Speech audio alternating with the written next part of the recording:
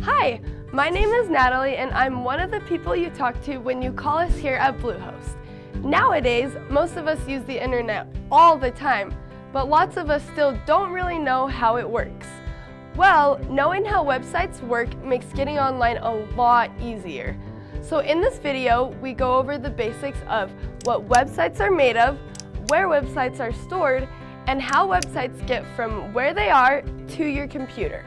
So first off, websites are really not that complicated.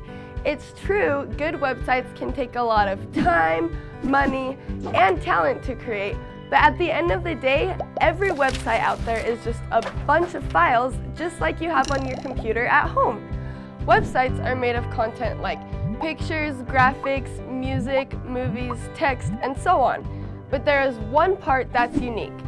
All websites include computer code written in a programming language called HTML. If you aren't familiar with programming, this code may not look pretty, but the web browser on your computer loves it. See, your browser is designed to use this code to stitch all those files together into a website you can see on your screen. So think of these files as pieces of a puzzle and think of the code like instructions on how to solve it. Now, all these files and the code need a place to be stored. After all, just like music or pictures on your computer at home, website files take up space. Well, that's where this comes in. This is a web hosting server. Well, it's an old one anyway that we used to use here at Bluehost. It may not look like it, but servers like these are just super powerful computers. They look a little different than what most of us have at home. There's no mouse or keyboard, and there's no display. But that's because these computers have just one purpose, and that is to serve as a place for websites to be stored and accessed. So these computers are called servers not so much because of what they are, but more because of what they do: serve data. They just have a lot of extra hard drives and processors and take a lot more power to run. And they're flat. That's so we can stack them. Here at Bluehost, we have more than 1,000 of these in our data center. Now lastly, how do websites stored on these servers get to your computer at home?